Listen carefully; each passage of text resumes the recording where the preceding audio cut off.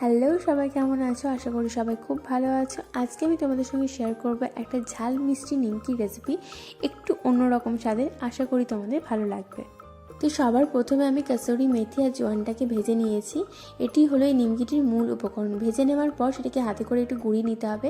তারপরে আমি এখানে অ্যাড করেছি ময়দার সঙ্গে নুন, একটু কালো জিরে, শুকনো লঙ্কার গুঁড়ো, গোলমরিচের গুঁড়ো, চিনি আর ভাজা জিরের গুঁড়ো, আর যে কাসুরি মেথি আর জোয়ানটা রেখেছিলাম সেটা, আর নর্মাল জল দিয়ে এটাকে ভালোভাবে মেখে নিয়েছি।